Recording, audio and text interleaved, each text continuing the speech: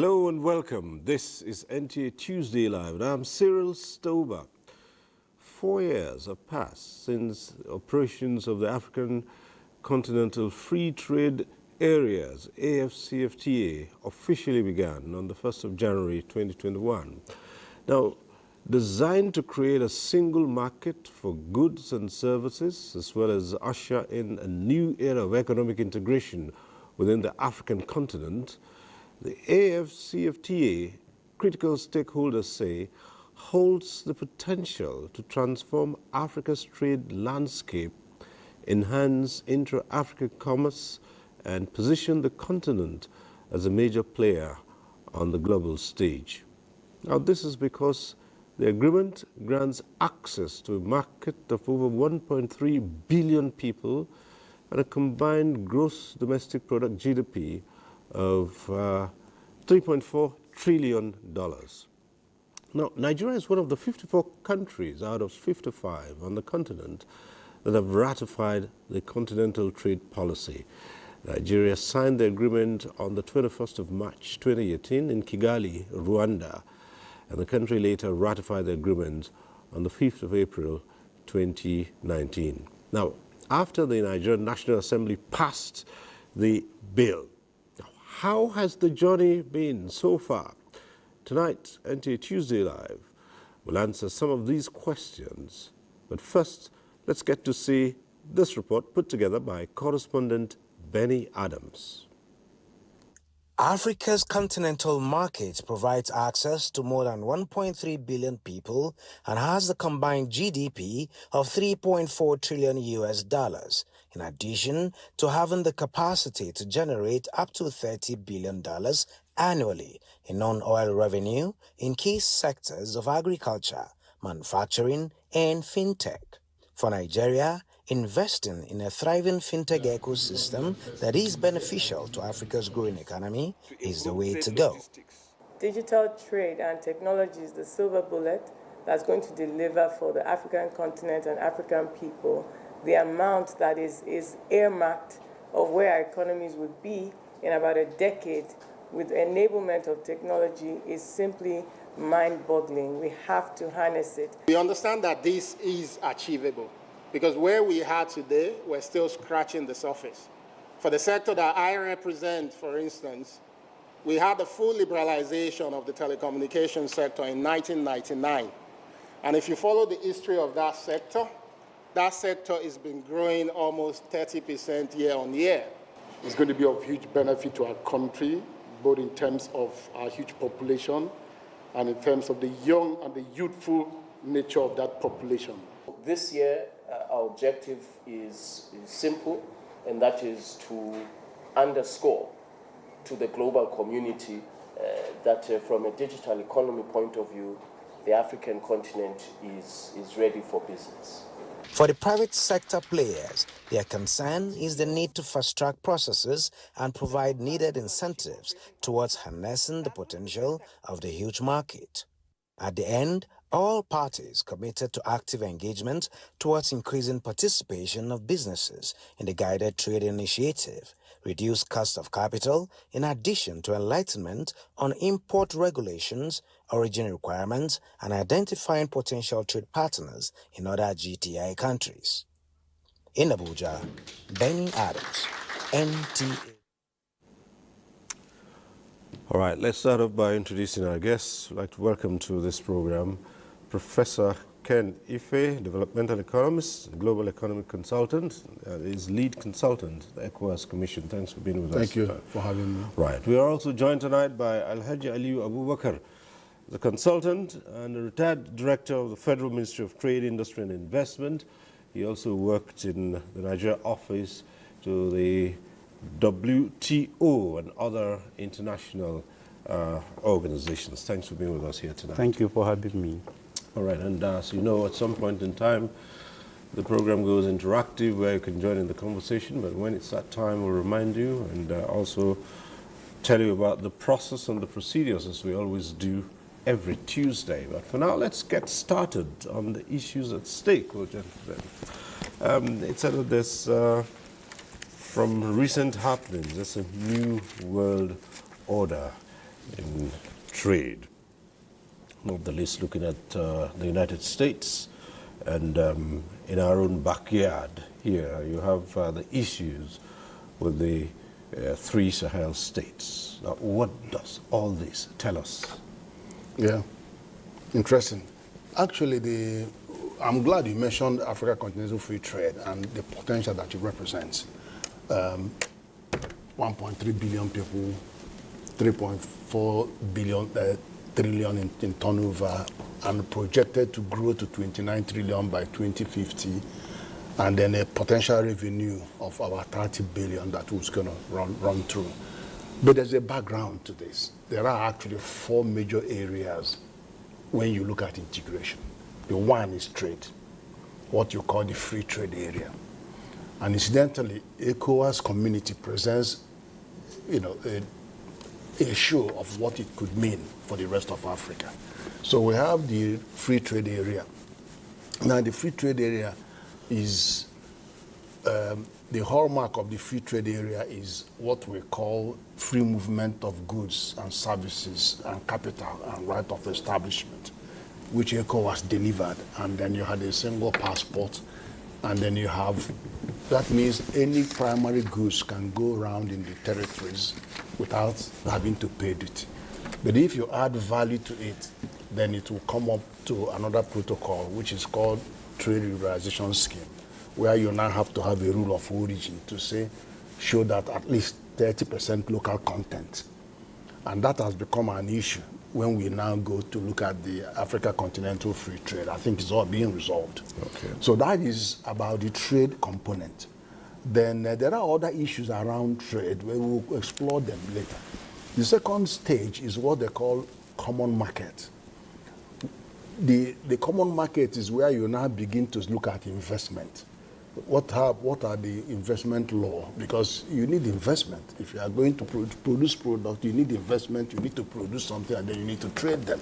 So you have common investment policy, common investment code. All of those were delivered by ECOWAS and is being moved into the continental platform. Then you have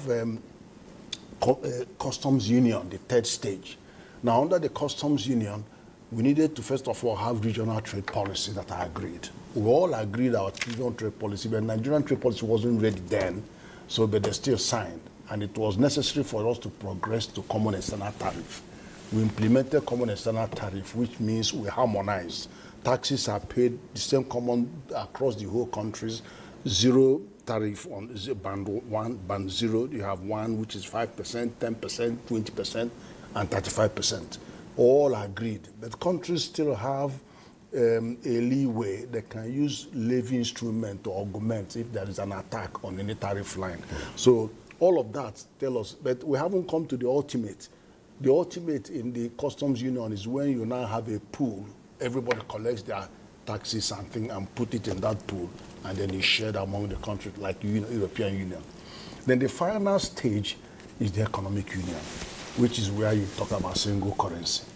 Now that has been the one that has been shifted every few years, and then finally, when we were about to do the ECO, France torpedoed it with Côte d'Ivoire. So, but those are the 4 key stages in the integration process. But obviously, in the continental phase, we are looking at free trade area, which is called Africa Continental Free Trade Area. But just to bear in mind that ECOWAS has evolved significantly much further down the line. All right, then Alhaji Aliyu Abubakar, let's hear your background to all of this. Thank you very much for having me, and I will try as much as possible based on my years of experience handling trade, integration issues, and global issues on trade. Let me start with the current trend in the world now, and which you mentioned earlier on. I think since January, the new administration in the U.S., let me start there, then come to the economic integration process here in the context of ECOWAS and the African Continental Free Trade agreement, which we are all parties to. I'm referring to Nigeria here. So what we are seeing since the new administration in the U.S. is the issue of tariff being either proposed or imposed on a number of countries. We are not targeted now, but just to mention some of the countries that have been, the two countries bordering the United States, Canada and Mexico, there was tariff that was supposed to come into effect, I think, is it yesterday or day before yesterday? But that has been paused. So in essence, there is a 1 month window of opportunity for the parties involved, and here I'm referring to the US, Canada and Mexico, to try to sort out some of the concerns of the United States. And we hope that will be addressed among the parties, because I can tell you nobody wins any trade war. It's not good for the global economy, is not good for even the countries concerned. So we are not directly targeted now, but the two main trading partners in the world, the two economies, the United States and China, that's the second leg of the two countries that I've mentioned. They are negotiating with the U.S., and there is a 1 month window to see to the possibility of resolving some of the issues, and we hope the issues will be resolved. But in the case of China, I think the 10% tariff proposed, China has already proposed a 15% countermeasures, tit for tat. Okay. And there is, I read today that I think up to the 20th or so, they will try to see how they can resolve it.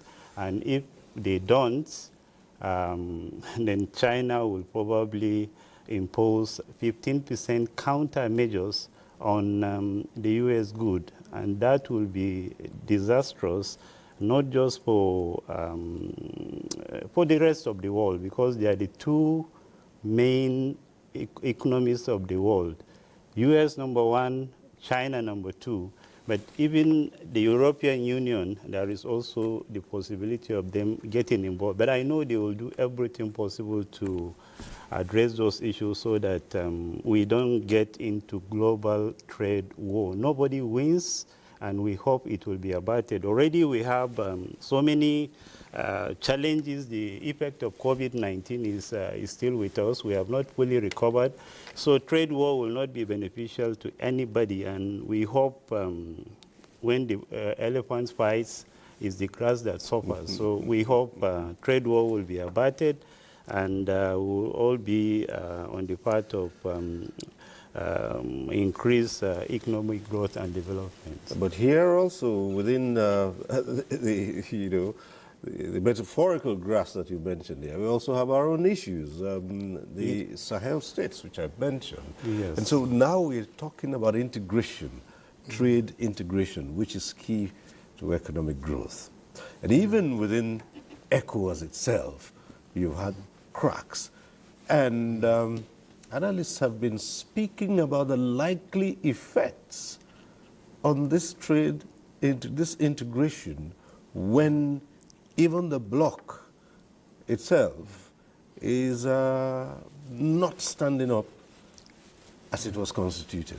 What are the implications of this in terms of integration of trade?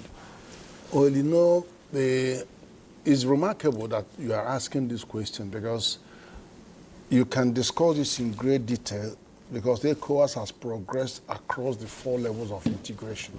That's what you mentioned.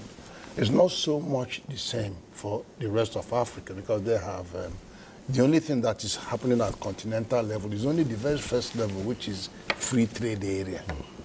You understand? Continental free trade area. It hasn't even come to common market. It hasn't come to economic union. It hasn't come to customs union. We're still somewhere there.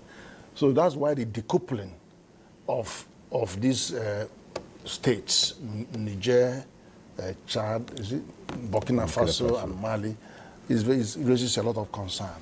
And in fact, Togo wants to join them. And in fact, even Senegal has, given marching orders to France to fight to go. So we haven't seen the end of that. Yes, it is. And then the strange thing is that we have contiguous borders. And if you look at about 7,000 kilometers, is it? On 1,700 kilometers on our border, frontier borders with them. And we have families, millions of people that are, and they even have links like power. Our Kainji Dam, we give 40% of our power to them because they have the River Niger came all the way through there. And if we don't play ball, they could go and build a dam on top of us, and then our water level will go. So it's a major concern. I think the issue there is you could see the commonality. They are all Francophone countries, and they've been having serious issues. Political economy is just one, but the most significant one is that they have had to be paying up till now for colonial administration. They pay for that. They also, about 80% of their reserves are managed by France in relation to maintaining, they peg their currency, CFA, to euro, and then bond about 80% of their foreign reserves to maintain that. And that's why when you look at the relationship between Nigeria and them, our currency looks as if it's devalued by 80%. 10 years ago, when we are traveling to anywhere in West Africa, we carry our naira. 1 naira buys 3 francs CFA. Now, 1 naira can only buy 0.7. Can't even buy up to 1 franc CFA. So it's heavily devalued. And it has impact on our food inflation. But then, the other area is where we have part of our treaty is about democracy, preservation of democracy. And so, as a bloc, we wanted to protect human rights. We want to protect, promote freedom and all of that. So at some point, and we also have a standby force. So there have been occasions where we had to flex.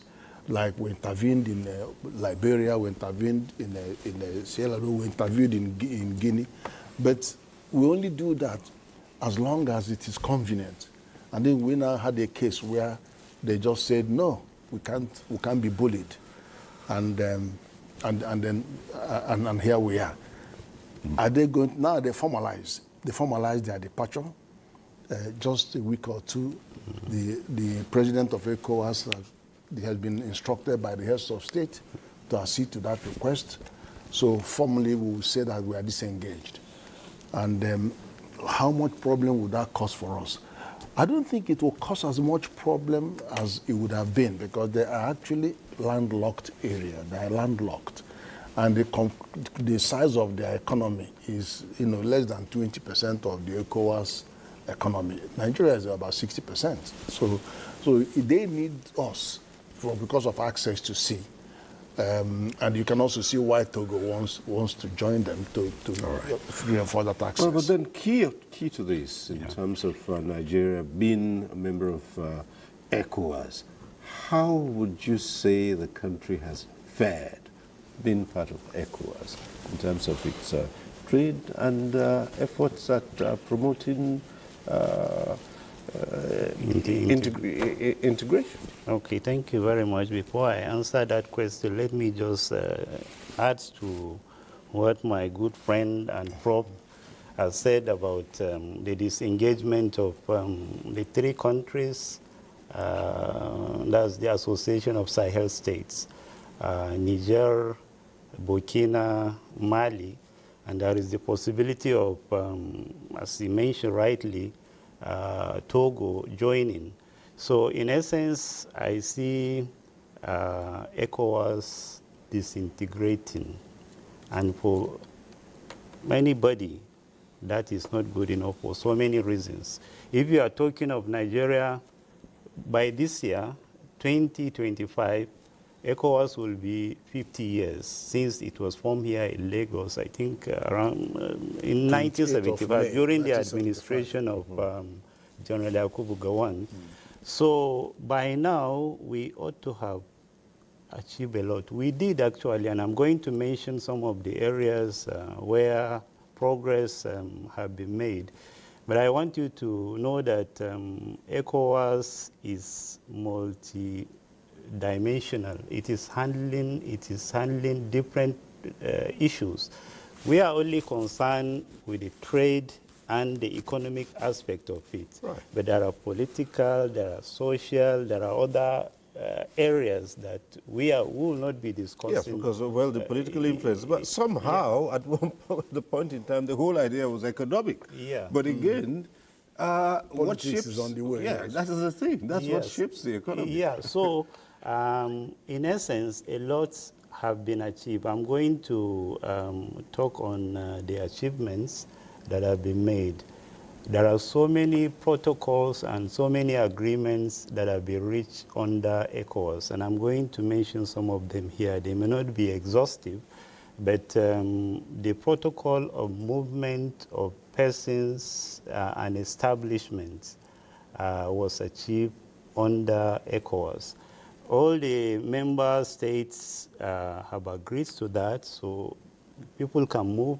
If you don't have to get visa for you to travel to any of the ECOWAS members. That is one. We have also, the ECOWAS has also achieved so many milestones in the area of common external tariff,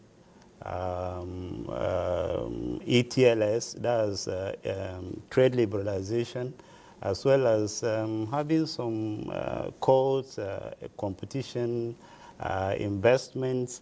There was movements toward having a common trade policy in ECOWAS. So a lot have been achieved, but like any other union, there are so many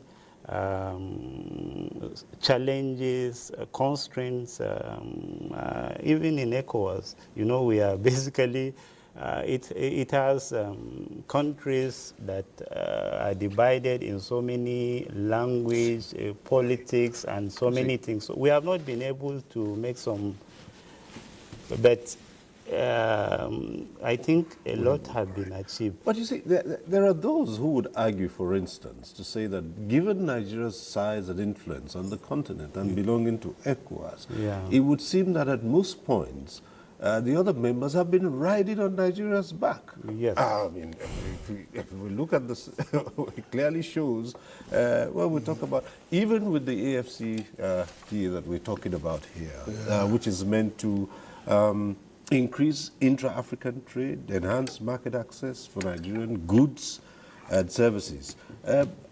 Within West Africa itself, has that been the case? Okay. Now, see, there was a study that was carried out by World Bank in 2010 that suggested that if you know, normally everybody says Africa needs to spend $93 billion every year for the next 10 years on infrastructure.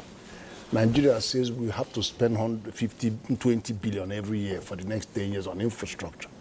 But that study says if you were to spend 20 billion on fulfilling the missing links in regional infrastructure connectivity, you would generate 250 billion in trade, in regional trade.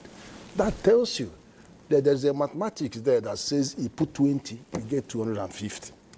So there is strategic value in regional economic integration. And let me tell you, yes, Nigeria is 60% of the population of ECOWAS. Nigeria supplies up with 60 to 65% of the funding of ECOWAS. We know that.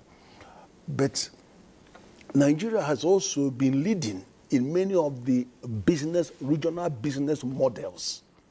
And I need to explain that. Now, and then I also explained unfulfilled potentials. Now, let's take the business models. We have, as ECOWAS, we facilitated the setting up of ECO Bank, which is now all over Africa, second largest bank. Okay. We also supported ASKY, which has now gone continental. We also built ABID, ECOWAS Bank for Industrial Development, which is supporting Development Bank. But at the same time, in 2005, UBA led the charge for our banks to expand across the entire region. And many other banks, Zenith, all of them, all our Access Bank, they've expanded, doing business.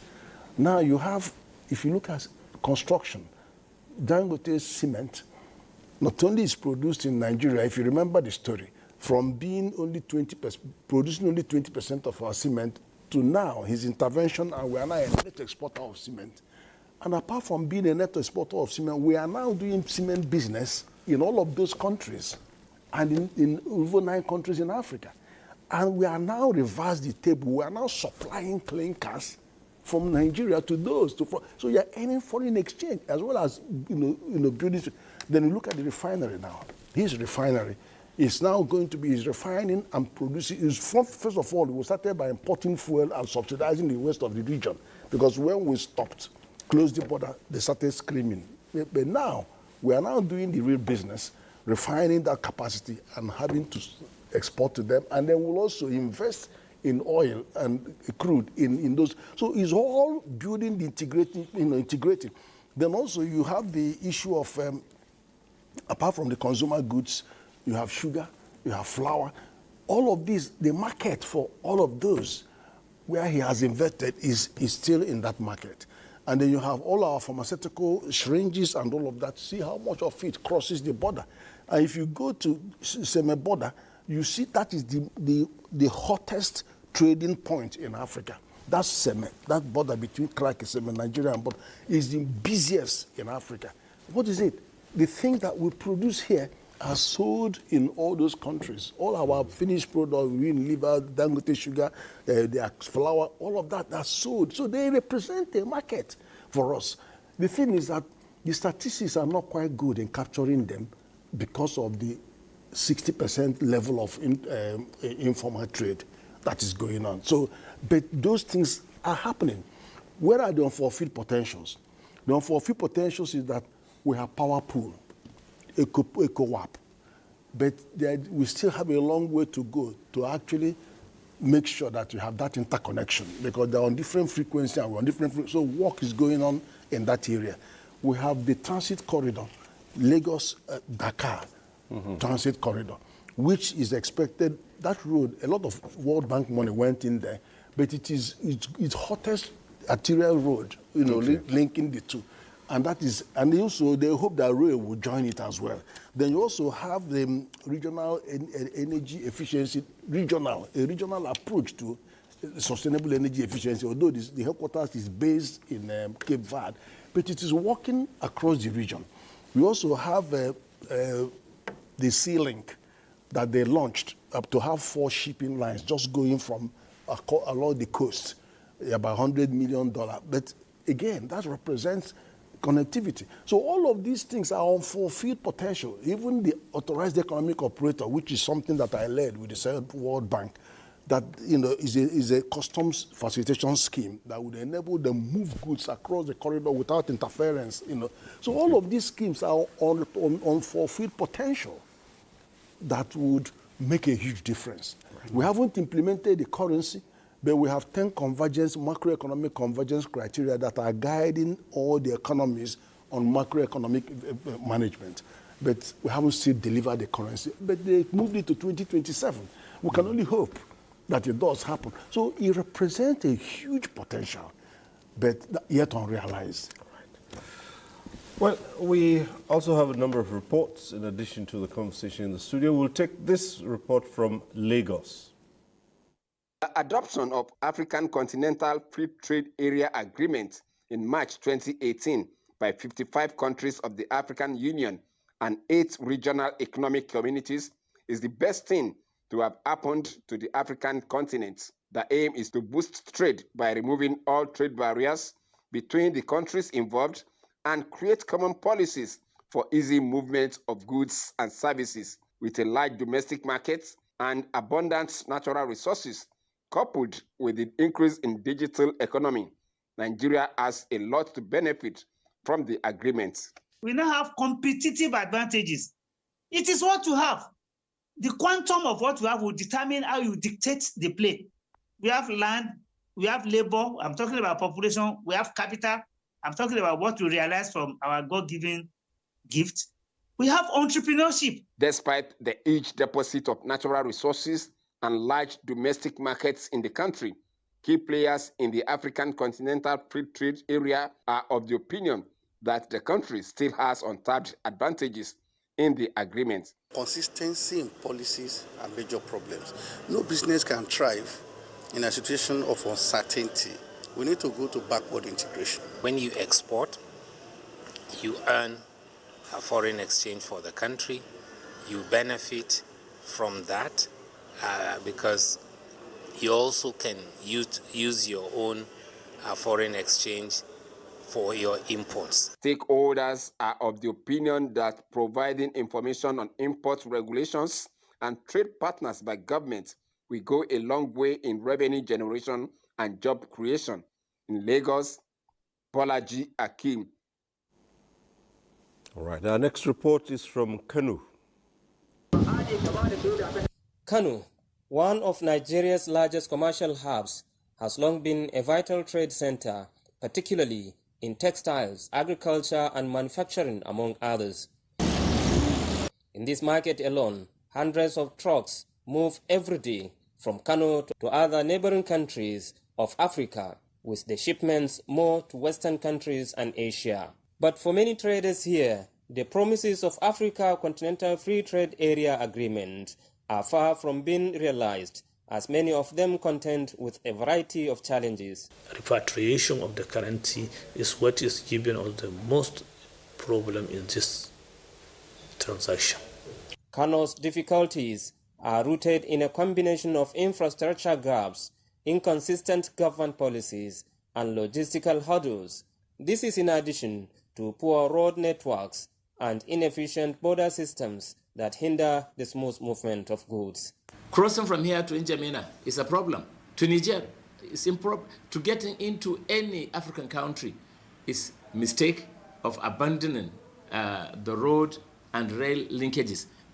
Additionally, despite the expectation of increased regional market access, high logistic costs often make it difficult for local businesses to cross Nigeria's border lines. Mostly what Africa exports isn't what it is expected to export. When we export raw materials at their raw or rudimentary stage, we do not exploit or harness having those raw materials here.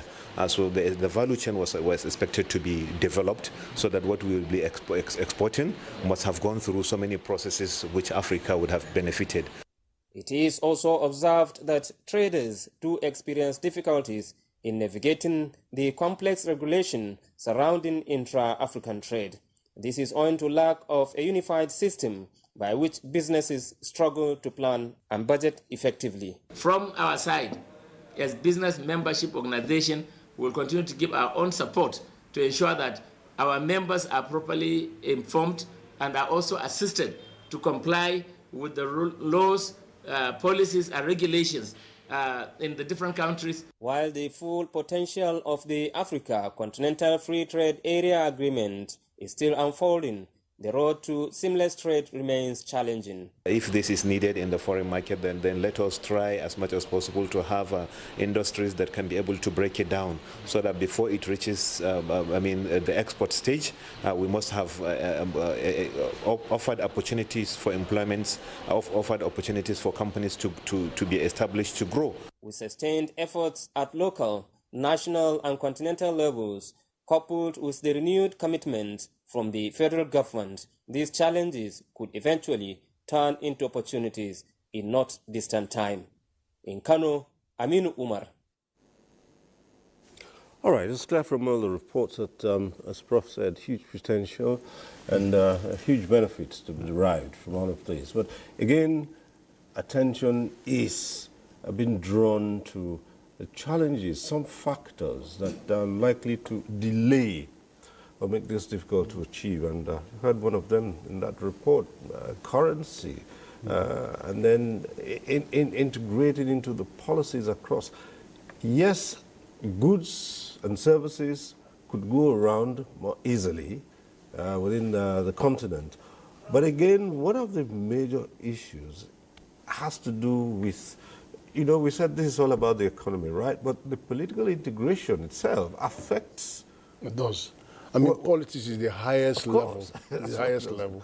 It does affect. It does affect. And for instance, we have seen cases where Nigerian traders across some countries are forced to close shop because of impossible conditions.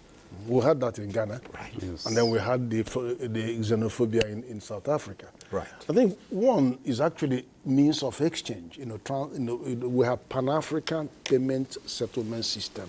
That is a major one because you don't expect to use dollar to trade in Africa. I mean, so Afrexim Bank sorted that out for us. We started it in ECOWAS before. They now took it on and they sorted it out. And I cannot understand why we are wasting time with this. Because it means that you can ship your goods from Nigeria to South Africa.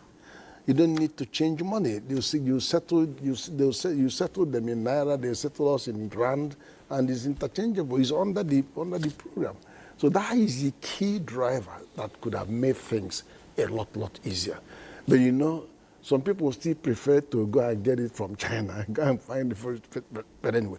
And they also, I keep saying that over 80 to 90% of anything that we would normally import in this country can be found somewhere in Africa. Is it car that you don't make in the Navy? Is it a car that you don't make in South Africa?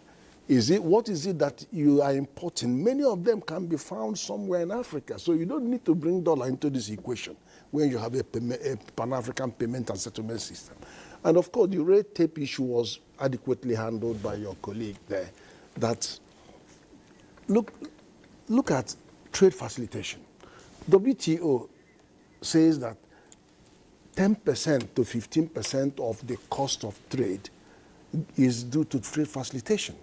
Nigeria's trading volume in and out is over 120 billion. You are looking at about $15 billion that is wasted by red tape and lack of trade facilitation. And who bears that cost is the private sector. Secondly, you hear about Ghana, the cost of them exporting 100 tons of cocoa, only about $7,000. But then when you are doing the same 100 tons in Nigeria, it costs you over $30,000. What are we doing? Are we facilitating trade? And then you go to the seaport. Till today, Nigeria has not employed national single window. I started fighting that from 2011 when I was your DFID trade advisor in trade. Till today, we have other things, but we haven't implemented national single window that guarantees 24-hour clearance of goods. Well, so when you go to the port, recently there were news reports they will tell you. Nigeria was I've been hearing it. The customs you are going to. Customs will say P-A-R-O, they are not single window. And because we have not implemented, we couldn't implement regional single window. Others have done, but once we implement, then goods will move seamlessly. But the fact of the matter is this. Rather than take you 2 weeks or 1 week to clear your goods in Lagos, the traders are going to Cotonou to clear their goods within 24 hours. And they are voting with their feet because 400,000 second-hand cars come into Nigeria through Cotonou, twice the 200,000 that we import through our rural port. And they find their way through the porous border. Who is losing? We are losing this custom revenue because of the whole thing about 16 agencies wanting to all be in that port at the same time and everything. They won't. If you employ the single window, before your luggage is put inside the ship in London, they would have sorted out all the documentation. Everything will be packaged and sent in electronically. They will check, they will clear before they carry the thing and put it on the ship. But you wait until when it comes here, you guys go to long room and begin your documentation. Well, we have been joined in this conversation by the president of the Nigerian Association of Chambers of Commerce, Industry, Mines and Agriculture, NASIMA, Dele Uyi. He joins us via Zoom. Thanks for being with us tonight. Yes, I believe you've listened to some part of the conversation. However, this is one area where we would very much appreciate your contribution in terms of what this portends for Nigeria's economic growth. And let's hear your views to start with in all of this. Well, I just joined recently. We've been talking about the single window or... All right. No. Generally, first, the free trade, agreement, the continental trade agreement, that's how we started this conversation, right? Well, first of all, I want to thank you for the opportunity and to let you know that even before the African Continental Free Trade, our Nigerian entrepreneurs already went out of Nigeria to set up various businesses, especially the banks. They're all over Africa, the fintechs, and most importantly, some industrialists like Dangote, who have also set up various industries all over Africa.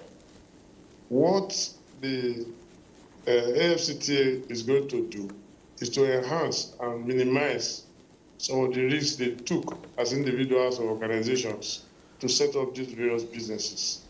And that is why we as a private sector have always informed the AFCTA that the first thing they ought to do is to look at the challenges and opportunities which these pioneers faced and build around that. And we are working closely with them to make sure that we can optimize these opportunities. The AFCTA, like you know, we actually give Nigeria a bigger pie within the African market space. We are not unaware of the attempts by several other countries, especially the Chinese, to set up factories in Nigeria, or several other, the Turkish too, trying to take advantage of these opportunities. And I can assure you that Nigerians, we are serious entrepreneurs, and members are taking full advantage of the opportunities. And we are working closely with the Nigerian AFCTA office under Segun Awolowo to make sure that Nigeria is well positioned. We also use this opportunity to also appeal to the government to make us more competitive by providing enabling infrastructure to support some of these industries, give us reasonably priced loans, so that the current 35% the commercial bank cannot do any trade for anybody or any form of investment. But we also know that government is already listening to us. And just 2 days ago, in a Zoom meeting, the Honorable Minister of State, Industry, Trade and Investment said that indeed government has already decided to give us reasonable price loans, use the Bank of Industry as a catalyst for this. So we're happy. We hope the central bank will also support us by reducing the MPR rate, get the subnationals to pay back some several loans they've taken, so that the tobacco rate can crash, and we can also set the sectorial cap for borrowing for the public sector, so that the private sector will not be crowded out of investable funds within the commercial bank space. Thank you. All right, thanks. We'll return to you in just a moment, but yes, back here in Abuja. Well, thank you very much. Let me repair or try to respond to some of the issues you had raised earlier on, particularly the issue of bilateral, the problem of Nigerian traders in Ghana. It's a serious issue, and by the spirit of ECOWAS, and based on our commitments, whether at regional or even at multilateral level, Ghana shouldn't have taken that action. But be it as it may, after we receive complaints of the maltreatments of Nigerian traders in Ghana, there was an attempt or a move to resolve that issue as amicably as possible. First, using the bilateral track side, we engaged Ghana bilaterally to try and resolve the issue. And I could recall myself, the Honorable Minister of Industry, Trade and Investment then, Otumba Richard Nia Adebayo, led a delegation to Ghana, came here several times in the ministry, and we had discussion with them. And based on the understanding we had, we also went to Accra, had discussions with Ghanaian government officials, and so there is a mechanism to resolve the issue. The main problem there is the law in Ghana which sets so much bar for anybody to come in and engage in regional trade. In trading, and that has excluded Nigerians mainly, although it could also be used against any non-Ghanaian. Let me not use the term foreigners. So there is a mechanism in place, and I could recall the ECOWAS Commission wanted to come in to get the issue resolved. But there is an ongoing effort to resolve the matter, and we hope the issue will be resolved so that Nigerians will be able to practice anything in Ghana in the area of retail trade, in line with the commitment Ghana has in the ECOWAS and even in the World Trade Organization. Now, regarding single window, what we had was fragmented windows. You have different agencies having their own windows. But I know of recent there is big efforts to get a national single window with the intervention, political will at the highest level. There was a committee that was formed, and we hope the process will be completed so that we have that national single window. As a result of that, so many things will fall in place, as Prof rightly mentioned. You need a single window to trade. You need a single window to do so many things. So my recommendation or take here is our authorities expedite the process of establishing single windows so that we have one. It will solve so many of the problems that we are having now. Rather than go here, go there, go into different, everything is centralized, and you can do a lot through the single window. If we just take a step back to how we started all of this, assessing a new trade order that has been witnessed globally. Let's come to the matter of tariffs, deploying tariffs, and what's been seen generally as protectionism that's going on. And this is against the backdrop that relatively oil still still generates the huge revenues for a country like Nigeria, and especially when it comes to the terms of earning foreign exchange. Now, in a continental, market, as it's been proposed now with all its benefits, where global powers are threatening a trade war, how will this impact on? Well, let me tell you, devil's advocate. I keep saying that it's better to have a global trade war than to have a third world war.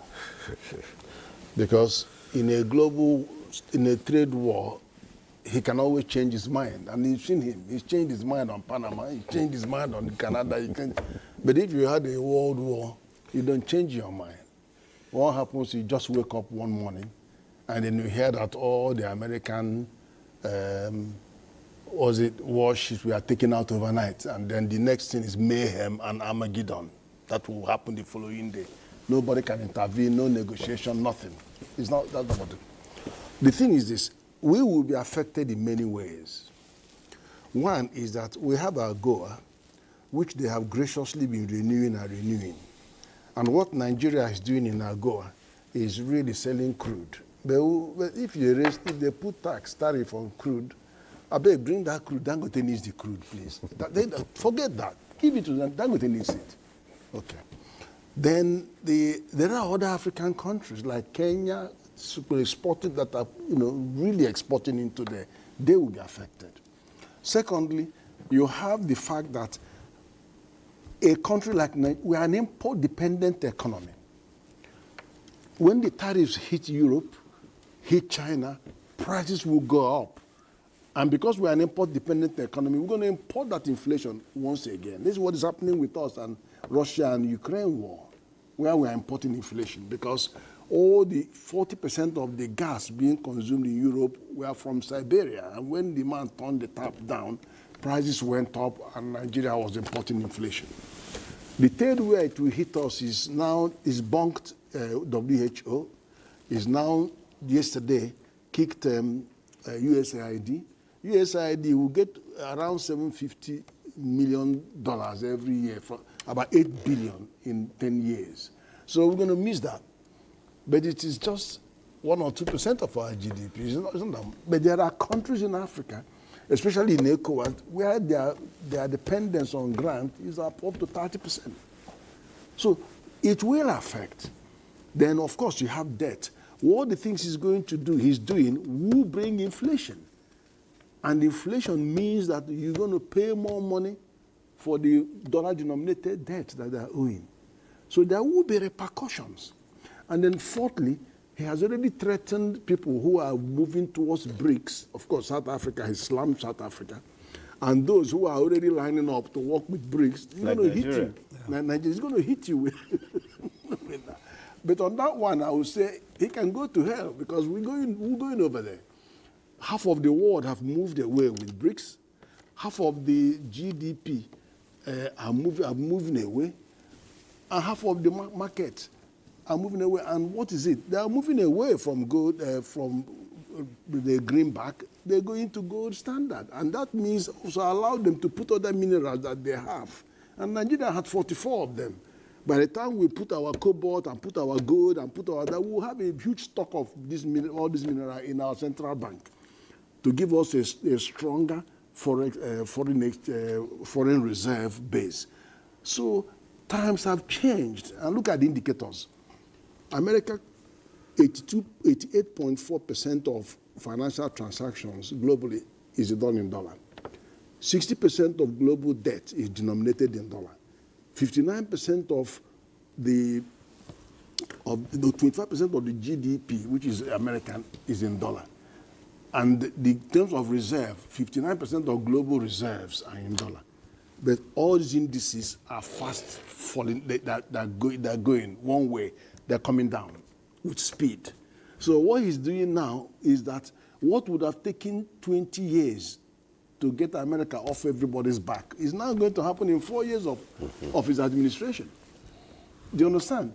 And the one good thing is that America is so plural, and because they are plural, there will be more people fighting inside America against these 200 executive orders than those of us who are outside worrying about what to do.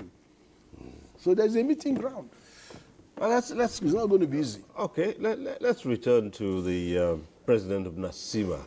And in all of this, let's hear you about how well government at all levels is partnering with the organized sector. Of course, this is best driven by the private sector. So how well have we had partnerships and collaborations towards achieving Nigeria's economic growth?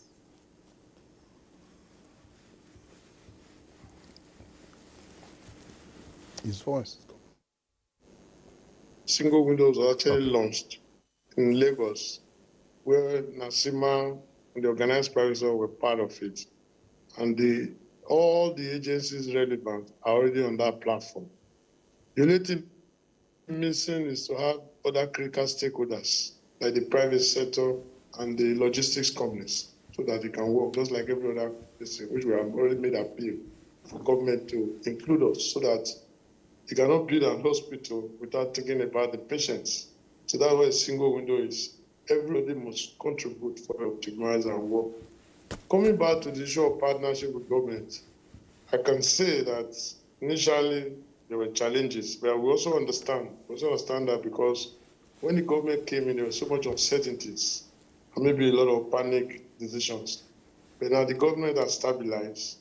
We have seen a retooling of the way they engage with us.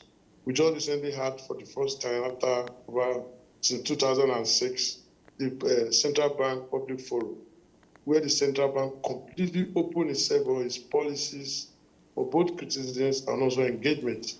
We all participated fully where our minds, we obviously have some disagreements, but we actually agree to work together. And they've actually been reaching out to us. You can see their policy on the borrow the chain. They waived the licenses fee for these years. And these are part of the reason why we're having some level of stability at the FS market. We tend to appeal for us to continue to collaborate. Then also at the trade level, I can tell you, we are quite very happy with our two ministers of industry, trade and investment. But just a phone call away for us where we have challenges. And in fact, they've never taken any decision so far without prior consultation and getting our input, which is what it should be. Because everywhere in the world, you need to use the ideas of your investors, those who are already invested in the economy, to set policies and laws around it so that it will be a decision made for all of us to work. The initial imperial attitude is coming down, and I think we're also working very hard to work with government. On the 2025 budget, there's a huge role for us to play there. We have over 13 trillion deficit, and we cannot use tax or borrowing to wish away that. Because if we continue to borrow or tax, what it creates is further instability in other sectors, especially the value of the naira. If we are to optimize and reduce and also rebase our GDP to become the best economy in Africa, the only answer to that is productivity. And to get enhanced productivity, the engine is two things, very important: reasonable price laws and consistency government policies. So if we continue the way we are going now, and we build on it, I can see a better Nigeria where the private sector's voice is not only heard, but respected before decisions are making. We also need more stakeholders' engagement before major decisions are taken. Because you don't wake up to a decision, but once you are involved before the decision is taken, it's easier to us take the hit. So I also know that the issue of most of the challenges we are currently facing how to do with this low the depreciation level of the naira. As the naira continues to appreciate, and also the impact from the Dangote refinery and others, and the macroeconomic effect, we are going to have a more better rate for the naira. And this will bring down all the challenges we are having in the power sector, the continuous request for higher prices. The main driver of that is inflation and the value of the naira. And Mr. President has given us a mandate to bring inflation down to 15%. And I think if the input into that process is reasonably priced, talking about the cost of capital now, we would definitely, inflation will come down once the naira appreciates. We have all the macroeconomic effects with that refinery. I want to use the opportunity to appeal to our colleagues in the oil sector to use Nigerian oil, Nigerian refinery, instead of preferring the one from abroad. They already, between October and January, they already spent about 5.1 trillion to import. This is unnecessary. If you already have a local solution to a local problem, I cannot see why someone will be sending money abroad. Each time you send money abroad, you are increasing our challenges here. If money doesn't circulate in Nigeria, they're only preaching poverty. So don't let us support foreign industry, let's support our own. Let's find the best way to resolve our local issues. All right, thank you so very much. At this point in time, we'll take a short break. When we return, there'll be more on this topic, and hopefully our phone lines will be open and you can join in the conversation. Stay with us. We'll be right back. The federal government of Nigeria warns vandals of national assets, electricity transmission towers, cables, and other facilities to desist from this act of sabotage. Vandalism is a serious crime punishable under the law. Vandalizing electrical equipment will affect millions of Nigerians, including your loved ones. Remember that national assets belong to all of us, hence the need to protect them. Report all cases of suspicious movement around electrical facilities to security agencies. When you see something, say something. This message is from the Federal Ministry of Information and National Orientation in collaboration with the National Counter-Terrorism Center, NCTC, Office of the National Security Advisor.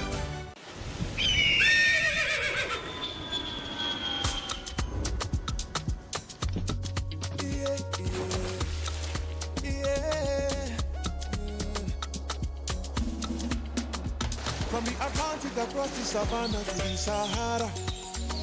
We rise, a land of the free, we know they tire. We dream great, our spirit is undying. Resilient, rooted like palm tree. We sway in colors, with undoubted demand. We make solutions, we ignite passion, yeah.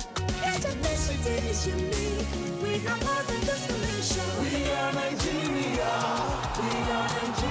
strengthened in unity. We know they carry lives. We are Nigeria, together live the dream of a land with great destiny. We are Nigeria. I am the real Nigerian. Brought to you by the National Orientation Agency, NOA.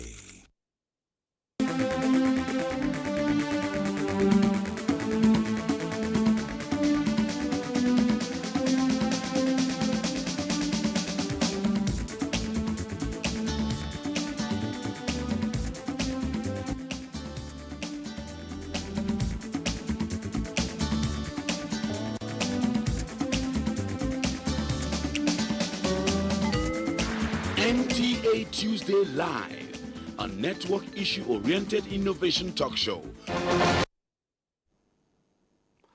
Thanks for staying with us. The topic tonight is trade integration and Nigeria's economic growth. Well, this segment is when we open the phone lines. The numbers to call will be on your screens. You can take advantage of those and call in with your views or questions on the subject matter. As we always do every Tuesday, we advise you to go straight to the point, keep it short and simple so others can also get on the platform. And we always advise that you do not bother too much about the greetings. Just a simple hello would do. So keep those comments and questions coming, and I guess I'll be more than willing to address them as they come in. So we'll start off this segment by bringing you another in our reports. This one is from Oka. Trade integration appears crucial for Nigerian economic growth, and the African Continental Free Trade is believed to be a significant step towards achieving this goal. As the commercial nerve center of the Southeast region, Anambra State is said to be playing a vital role in promoting regional trade and economic growth. Both in economy, those entrepreneurs in varying capacities, because they are going to export more of their products across the African region. Anambra is basically a commercial area. It's a commercial state. So we, of course, Nnewi, Onitsha, they lead the chase. They lead the pack. Let me put it that way. So when you talk of the layers of production, you have, we are into different categories of production, into different categories of things. You know, especially when you go to the area and some parts of Oka, blood, of course, is also coming up.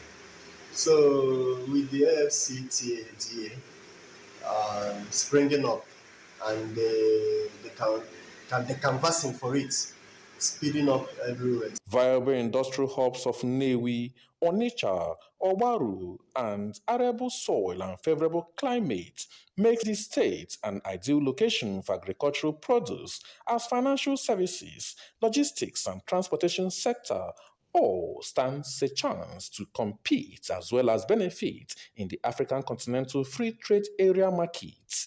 We have lots and lots of potentials in terms of goods that can be exported around the world. What I want to say next is that the government should provide an enabling environment so that investors can look inwards and invest in the economy so that we can start most of the things we import, it can be produced here in the country in order for our economy to grow better.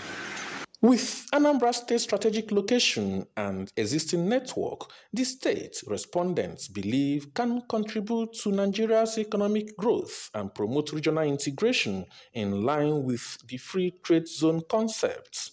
As Nigeria and other African countries implement the African Continental Free Trade Area Agreement, it is expected that the single market will increase trade volumes, economic growth, and development. From Oka, Benson, Osadebe.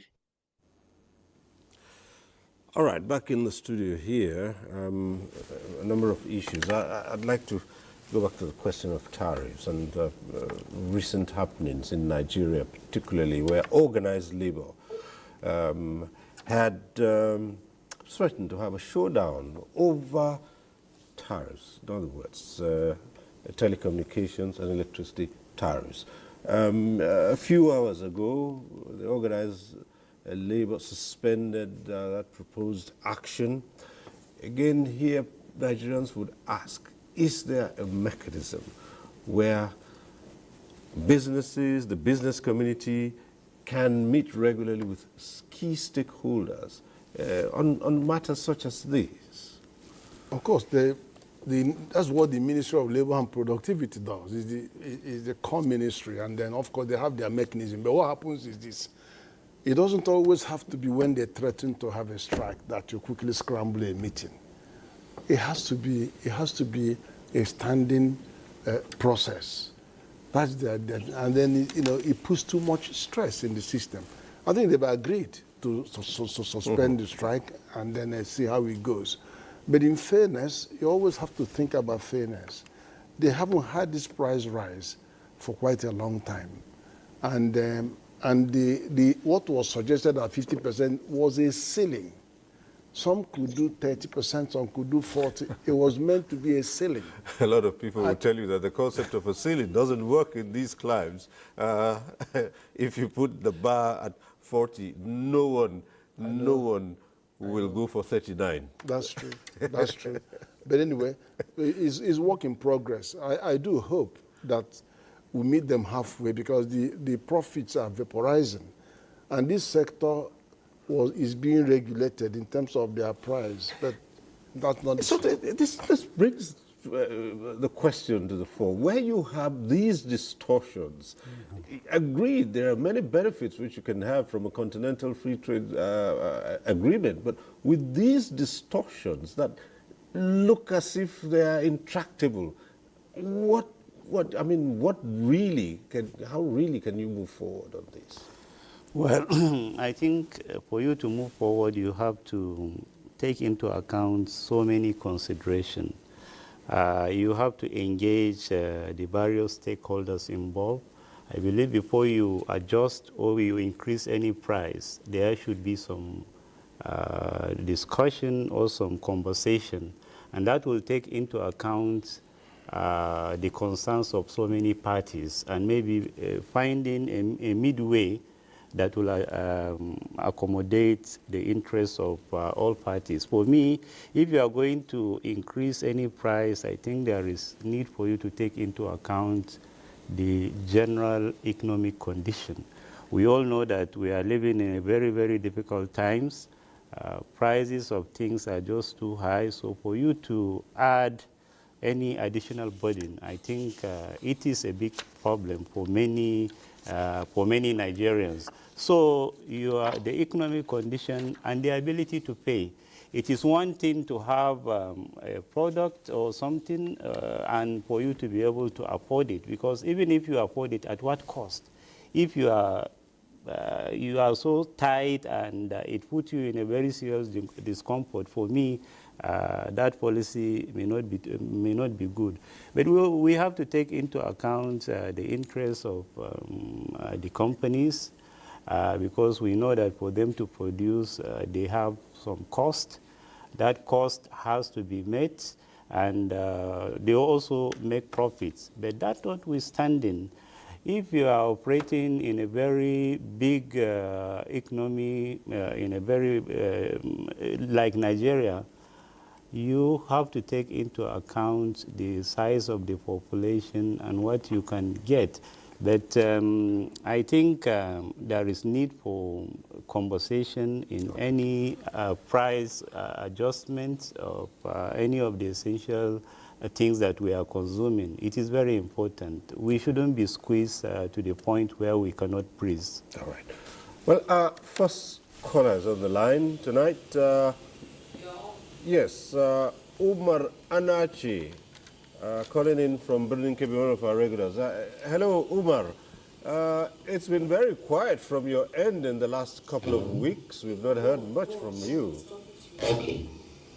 Thank you. Cyril, good evening. My name is Mal Hamasi, calling from Benin, Kenya. Yes, I was just saying that in the last couple of weeks you have been very quiet. I want to deal with inflation. He intends to cut out taxes. But in Nigeria, we end up in increasing bank interest, increasing taxes, increases the tariff. Just for recent, look at the labor are complaining that tariff is going to be increased to 50% or so, and increasing this in levy. My own question: what economic prosperity are we expecting from such increases? That is my first question. Then secondly, I will come to devaluation of currency. Our currency is devalued to the extent that it is the lowest in West Africa, I can say. One of the reasons why the Mr. President want to remove fuel subsidy, he said we are subsidizing our neighboring countries. And he will continue to devalue our currency to the extent that if you take 1 gallon of fuel to Niger here, you end up getting 1 gallon around 20,000 naira. So how do you balance such things to devalue our currency at the same time complaining that we are subsidizing our neighboring countries? That's my second question. All right. The third question is, you have a third one? Some organization like NIMASA and Port Authority, they are still trading with naira. They are dealing with dollars instead of naira. What can you react to this? May God continue to bless our country. All right. Thank you very much, Umar. I was just commenting earlier on that it's been very quiet from your end in the last couple of weeks, and well, it looks like you responded with a triple barrel question. Let me start with the interesting one is the fuel subsidy thing.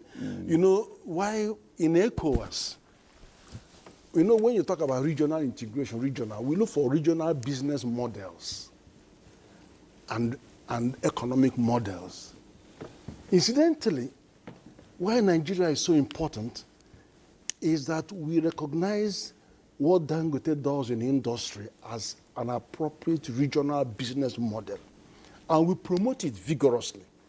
Now, see the problem Nigeria was facing about fuel subsidy, and then the fact that we can't refine our own crude, we have to send them away, and then we've spent $8 billion, 4 in sending it, 4 in... Look at all that. Now, private sector efficiency came in. Now, you now have a huge capacity, which has regional implication. Now, subsidy has gone. Subsidy got transferred from public sector to private sector. For 20 years, see what happens during Yuletide. During Christmas, it's always mayhem. The price of petrol goes very high. You can't find them, they're hoarded. Transport costs go high, food goes high. What happened last Christmas? Last Christmas, a price was maintained across the country. Now, normally, there will be equalization fund to pay for this. But there was no equalization fund because they are being owed $80 billion, naira. So what happens is that this same private sector coughed out 10 billion or more to subsidize the cost. Everybody in every part of the country had to buy it at the same price. That is private sector taking the subsidy, which government would have had to pay. You get what I'm saying? So there is a mileage, and then and if you look at what he did in cement, developing the entire continent, creating these factories everywhere, and then all of us now, we are going to have economic freedom and economic. So, you know, private sector is what ECOWAS for 30 years, from 1975, was purely meeting between officers and officers. It was only after 30 years that we now changed from ECOWAS of states to ECOWAS of people, and now opened up and brought private sector. Because it's the private sector that does the trade, that does the business. So in the end of the day, we have to move with it. That's what this guy was saying, Nasima. We support our private sector because they are the ones that do the trade. They are the ones that will develop the economy, both regionally and nationally. Okay. We have Chooks from Imo calling in. Hello, Chooks.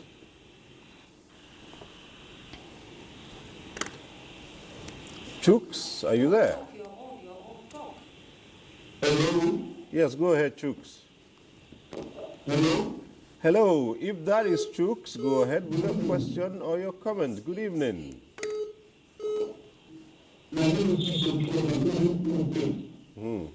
Go on.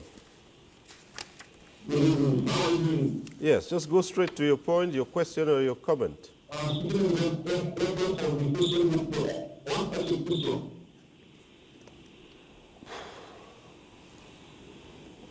Go ahead and ask the question.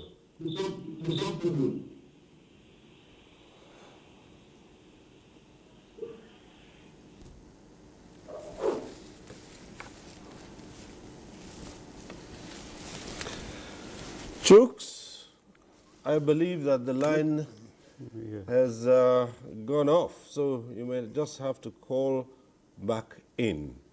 Well, the question of trade now at a continental level, and this is where the focus is, with its huge benefits. Again, from the reports which we carried tonight, we find respondents speaking about harmonizing of policy. Again, I like to go back to how politics can either drive the process of economic growth or lead to a situation where it's stunted. And with the continent not speaking in a unified voice, in the sense of each wanting to lay on to its advantage, and the fact of protectionism, which we spoke about earlier on, how to dismantle all this. But let's take this call from Khalifa from Kaduna. Hello, Khalifa, go ahead. Yes, good evening. My name is Professor Khalifa Dikwa. Okay. Professor Khalifa Dikwa from Kaduna. Okay, Prof, good to hear you tonight. How are you? It's been a while. It's been long. Yes. Yes, actually, I would like to refer us. I appreciate the arguments of the academics there, and that most of us academics hardly mentioned the actors behind the scene. Imagine what happened to the ECO that it was kept being postponed. The launching has been postponed several times, including the recent one. The other one that was about a few minutes to be launched, one president from the Francophone countries, Alassane Ouattara, came up with the French version of ECO. And that shattered, truncated, and even filibustered the entire process. And therefore, whether we understand or whether we believe or not, those ex-French colonies are still in bondage. They have never enjoyed independence the way those of us from Anglophone countries are. And therefore, all the resources belong to the colonial France, the resources, the training, everything. Nothing was done, whether military or civilian. Anytime a leader or a president from those countries raises the question of having just 10 to 15% of the resources to be enjoyed by the people, the host countries, a coup will be launched, a coup there, or a rebellion or insurgency of all types. Therefore, this particular thing that most of us tend to say conspiracy theory, it is real. It is not conspiracy theory, it is real. That is why we have the AES, Association the Third Sahel, when the who are now moving out of ECOWAS because they found out that ECOWAS was not defending the interests of the members. Actually, countries from outside the continent had more influence, and I hope the same thing will not happen to AU with the building of China in Addis Ababa.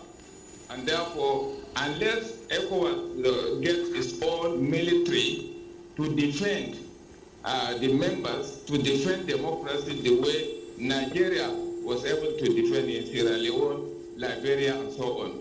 And that particular action by Nigeria became a problem because they saw in Nigeria a rival in Africa that shouldn't be allowed to continue defending the people there. And that was the conspiracy that has never been brought to the fore. So that is basically the thing, Cyril Stover. Right. I appreciate Professor Ken, his economic theories and even practical of it. Thank you, so sir. Let us have something that real independence, let it come to ECOWAS, let it come to AU before we call ourselves Africans speaking with one voice, a continent of 54 countries of 1.5 billion people. Because they keep saying 1.3. The number has never moved. It has been stagnant for long. All these are politics material stuff. Okay. Thank you very much. Thank you very much. Prof, thank you so much. Good to hear from you. But again, it ties in with what we were just saying. Yeah. So if I may say something, I think the issue of adoption of common currency in West Africa is really an issue. There is a convergence criteria for you to move to that stage, and that has not been met. Okay. And the process has to continue until when we have that convergence criteria so that we have an echo. Now, regarding the issue of French countries or outside influence, I think what is happening is well known to us. Most of those countries, particularly in West Africa and even in Central Africa, I think they are beginning to liberate themselves. Niger, Burkina, Mali, and even Chad. So they are gradually, and we hope they will come back. Senegal. Yeah, Senegal. Yes, Senegal. So we hope we will be able to have our own ways and system devoid of foreign influence. Yes, but there are concerns about the manner of the so-called liberation that you refer to. So there is also concern about the method and the manner of this so-called liberation, which hardly conforms to global, accepted norms. I know, but you see, we have this governance and democracy protocol that is driving ECOWAS into interventionism. And then we get to a point where we are no longer sure where the boundary of sovereignty and supranationality is. So that's one. But the second thing, of course, is the 10 macroeconomic convergence criteria, which is single-digit interest rate, deficit not more than 4%. We have 10 of them. So many countries have tried. It's only Togo that has met it, and you have to meet it for 3 years before you converge. But that tells you something that worries me very much. This Trump thing, the dumping will be the result of what will happen. Okay. Because what happens is when China can't send the goods in, when they can't send them, they will come and dump them on us. Africa. Now, dumping is not just about substandard goods, no. Dumping is where you deliberately subsidize this product and subsidize the input and the companies for them to do predatory pricing and dump it in your economy and target your productive capacity and decimate those. Okay, Mr. Delioye, President Nasima, again, you've heard the concerns raised by one or two callers. And you've heard the comments of Professor Khalifa Dikwa from Kaduna. And for many other Nigerians, for many other Nigerians, the issue would be that what Professor Dekwa refers to as real, not just conspiracy theories, in an attempt to facilitate the smooth running of the Continental Free Trade Agreement, other influences might just come in to frustrate it. But because you use the example from a body like ECOWAS, where you still find it a huge challenge to even agree on a single currency. And if you cannot smoothen at that level, you're now talking of continental level. Well, first of all, I want to say that where people trade, there's no war. Okay. And as a private sector organization, we are very careful not to talk about the politics of another country, because most of our members still trade into those several countries. And I want to also congratulate ECOWAS for the policy they set in also giving free access of goods and services between those countries. I think the current challenge, after some time, will resolve it, because those countries have huge security implications for Nigeria if we have any form of hostilities. And that is why our government must be very careful in managing the current realities. Over time, the people have their decision to make, whether they want to be ruled in a particular way. But I think it's unfair for us to give them or want them to look like us. They have their choice and they've made it. We'll watch over time. And if it's not sustainable, they themselves will also make the changes. What is important is to allow trade to flow so that it can improve the welfare of all Africans. And so that it doesn't hinder the current agreements we've made, whether under the ECOWAS or under the FCTA.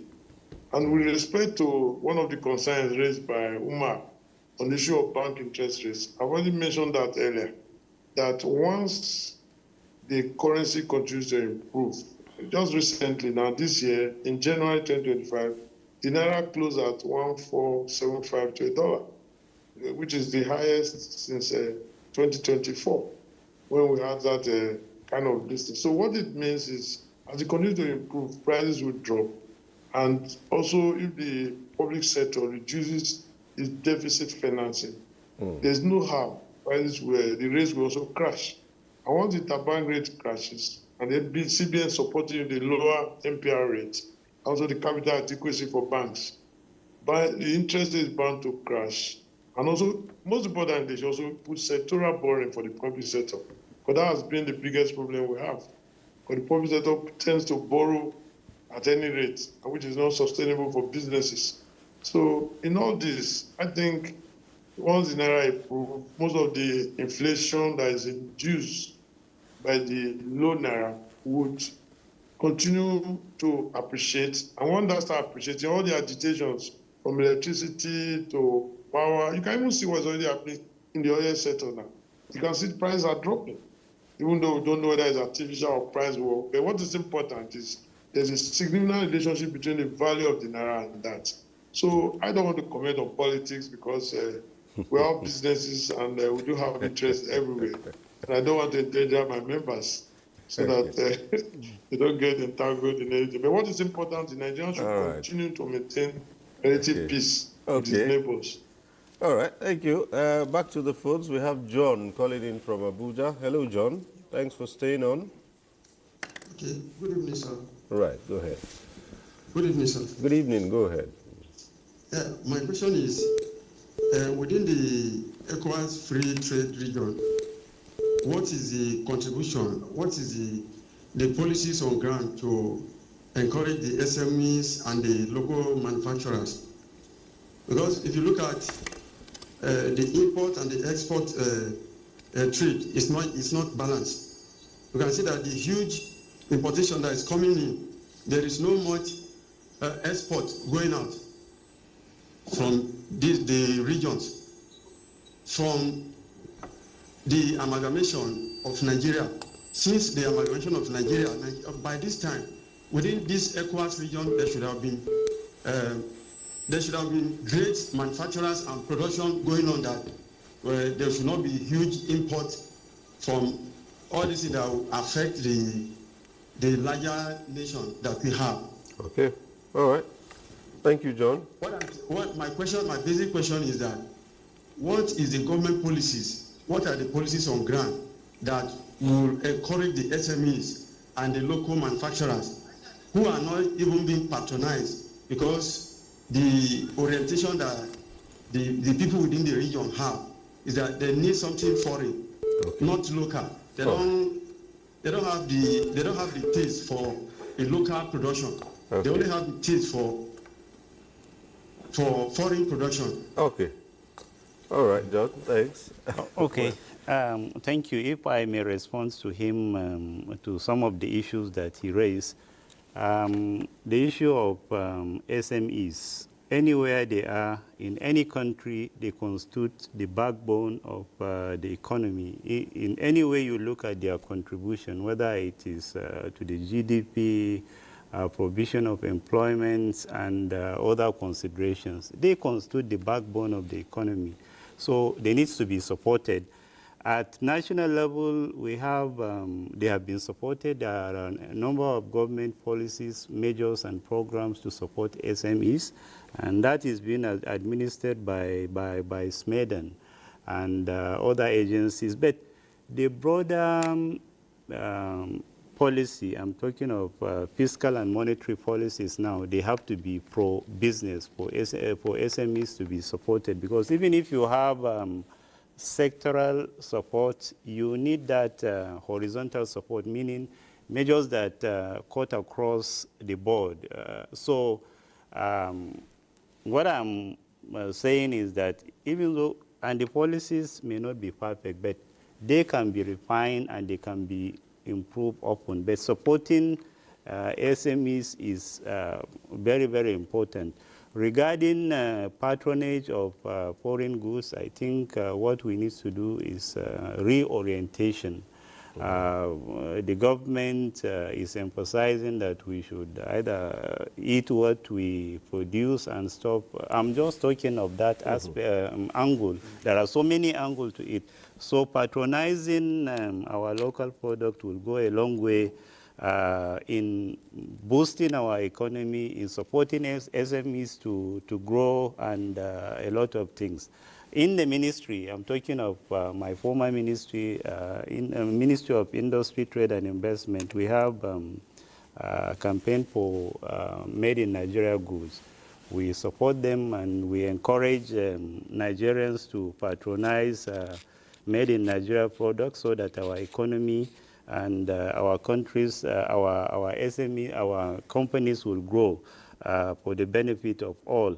Now, regarding dumping, even though he did not mention dumping, technically, dumping is selling below cost price. Right. And no sensible business person or enterprise or company will sell below cost price, because you are losing. The whole essence of business is profit, for you to make profit. But unfortunately, we don't have an authority now, because for you to impose countermeasure or anti-dumping or countervailing duties and the rest, you need to have an authority that will investigate scientifically and prove beyond reasonable doubt that there is dumping. We don't have that now. There is a process towards establishing that authority, and we hope that will be expedited so that we can investigate and impose countervailing duties. Okay, another caller on the line, Abubakar from Taraba. Are you there? Okay. Abubakar from Taraba.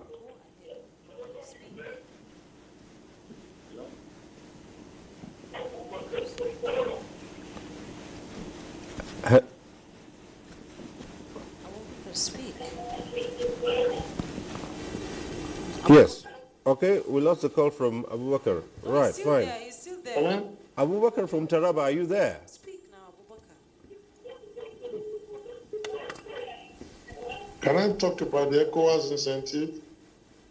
Go right ahead, Abubakar, if you're with us. We're waiting for you.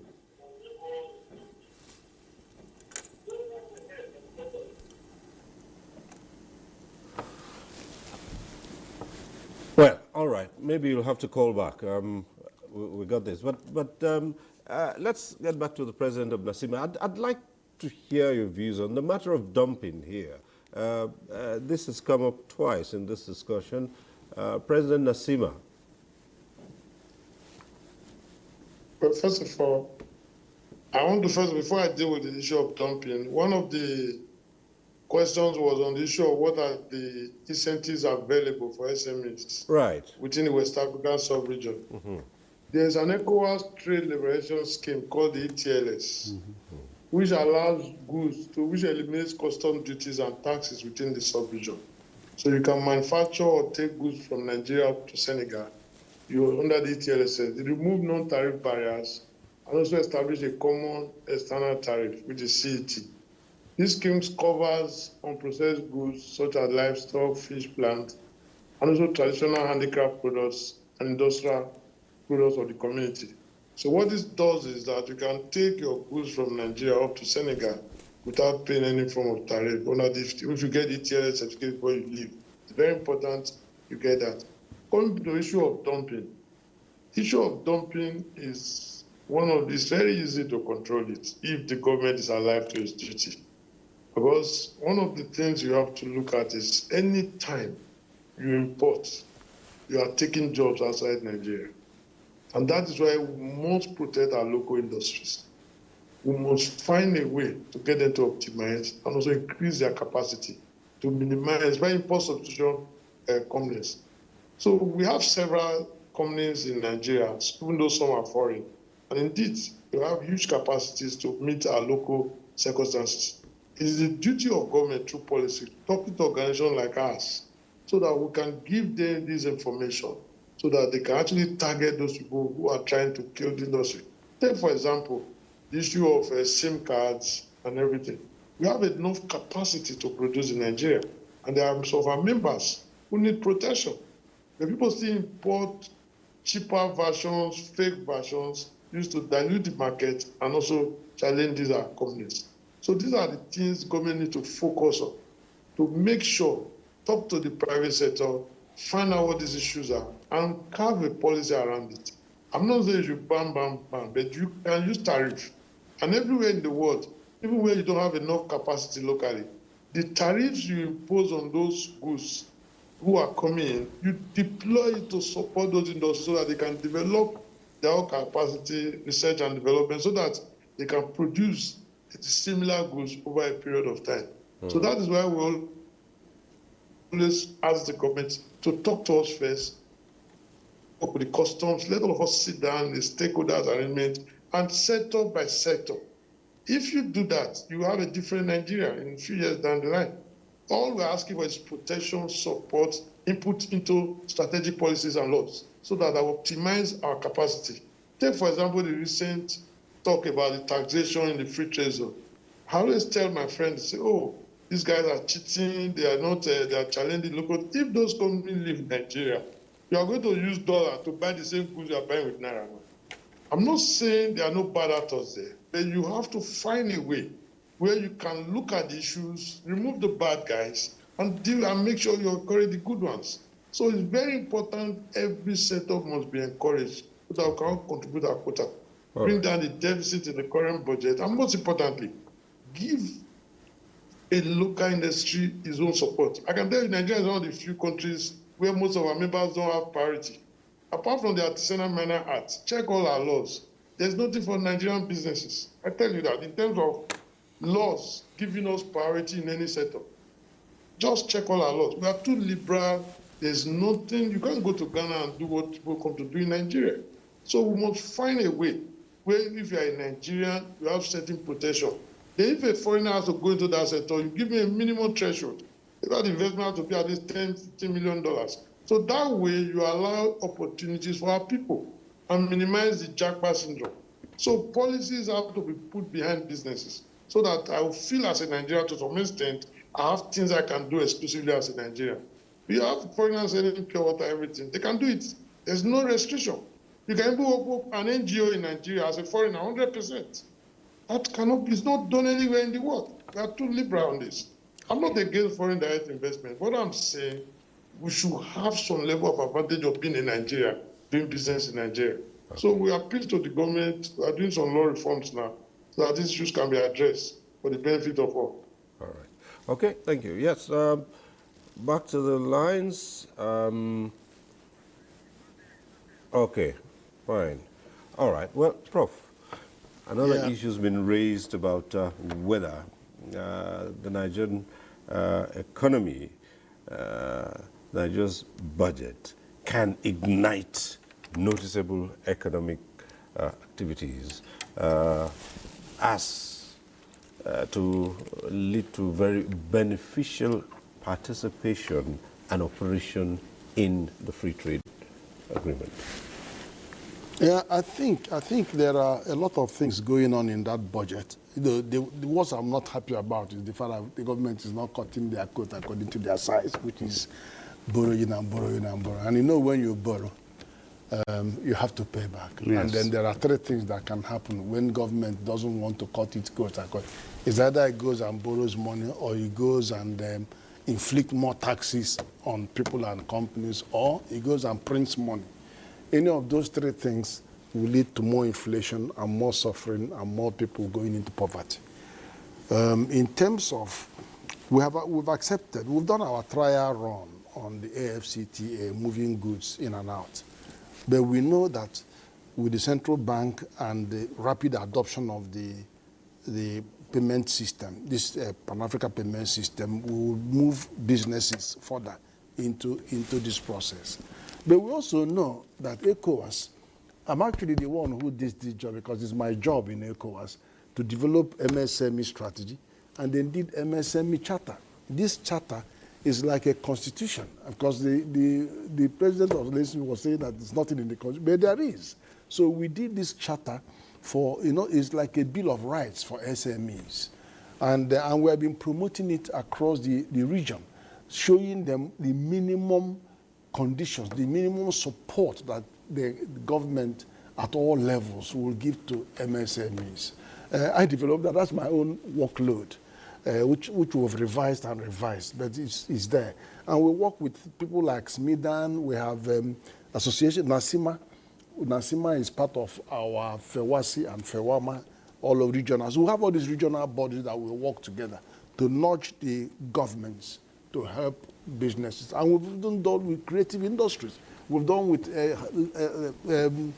this ICT, the tech hubs. We've done special ones, encouraging them and then doing continental events.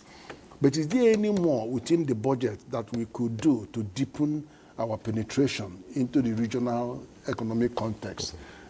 The answer is yes.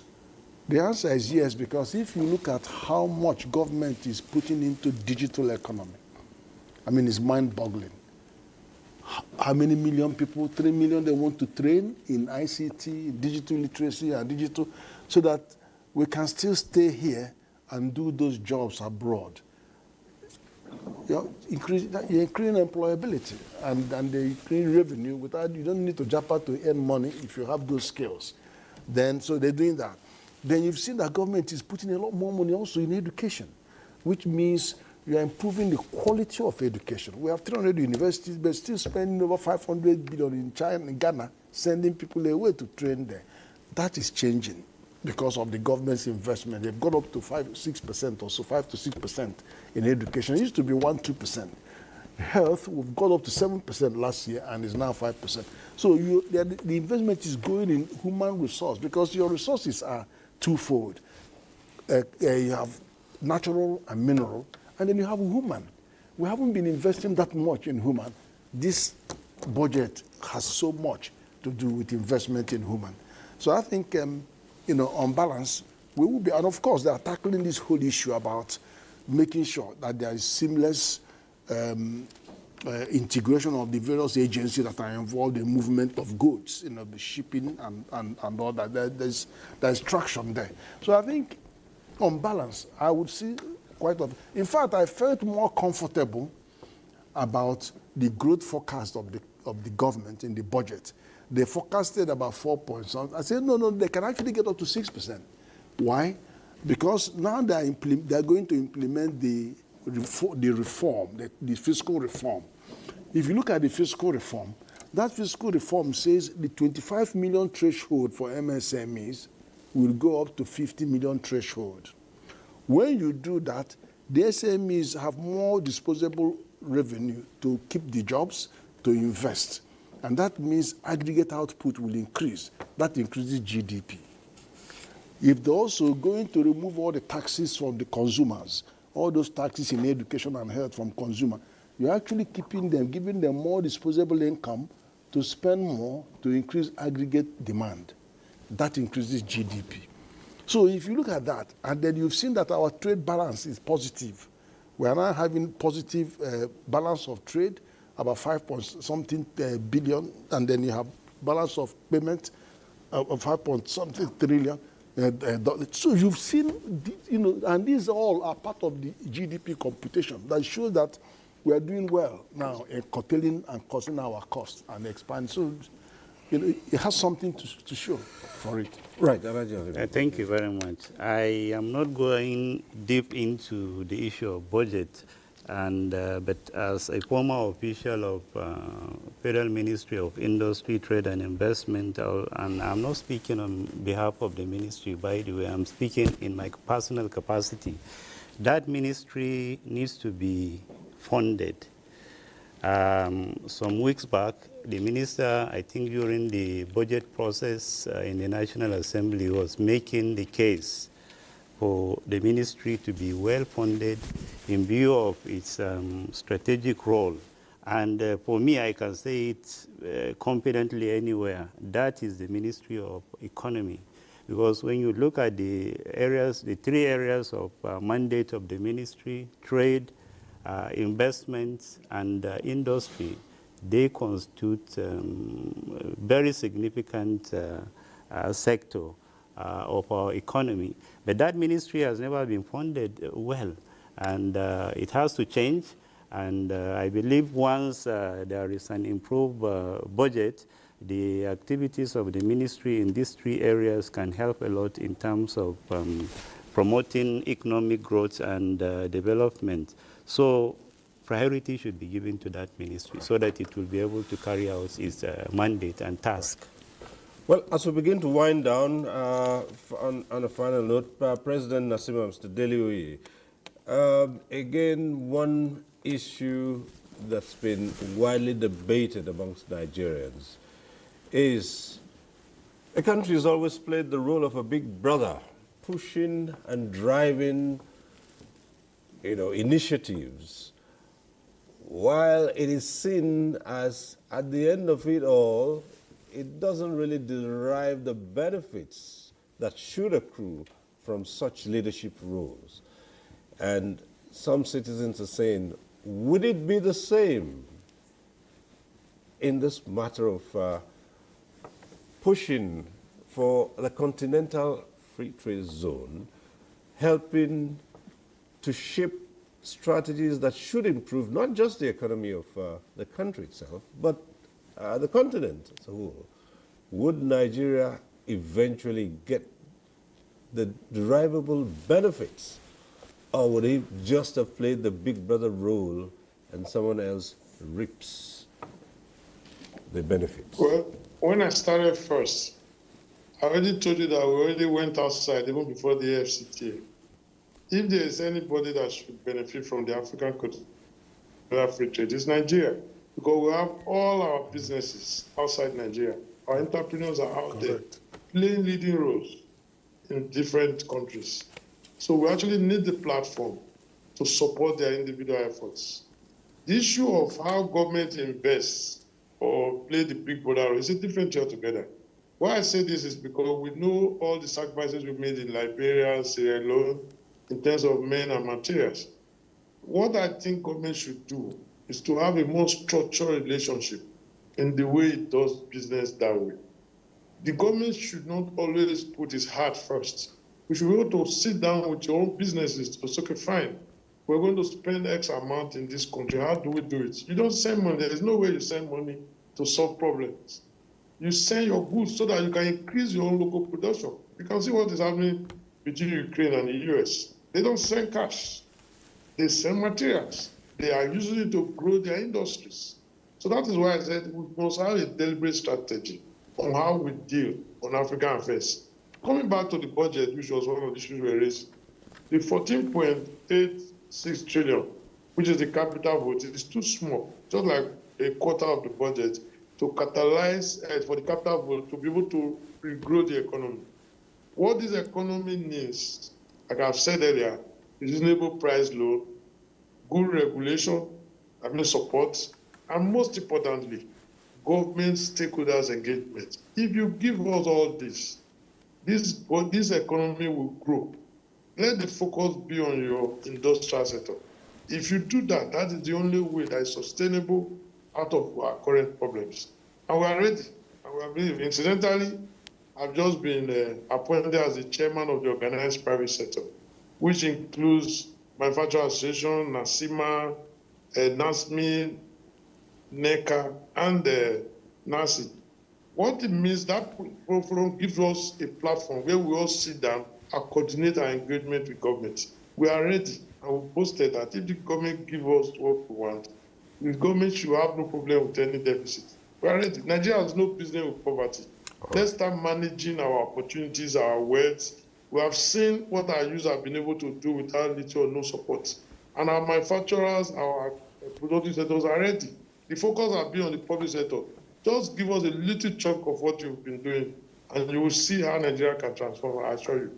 All right. Thank you so much. We'll leave the conversation there. And thank you so much, Mr. Diliuyi, President, Nigerian Association of Chambers of Commerce, Industry, Mines and Agriculture, NASIMA. And just as you've told us now, you now lead the organized private sector. Thank you so much for being part of this conversation. Right. Well, yes, final word from you quickly. Yeah, thank you very much. Well, since we have a lot of audience now, and with your permission, maybe I can tell Nigerians what we have done in brief on CFTA, or what is being done now in terms of implementation.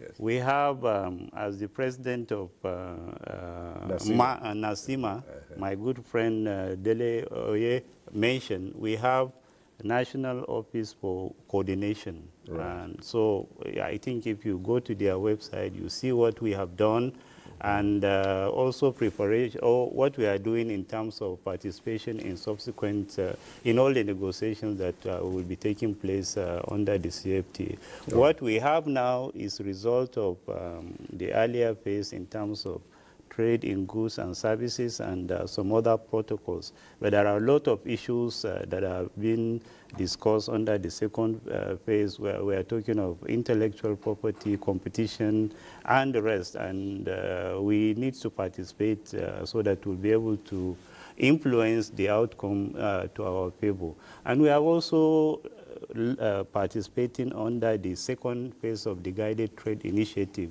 We missed out in the first phase, and but we are now in the second phase, and hopefully we get it right so that we'll be able to achieve the objective of the CFTA for the benefit of Nigerian businesses and Nigerian economy. Thank you. Thank you so very much, Alhaji Aliyu Abubakar. Nigeria is the one to beat, is the country to beat in the regional integration agenda. Our creative and cultural industries are there, our Nollywood, our bankers are out there, the Dangote groups are out there. So all these people are the examples that the continent needs. We're doing well.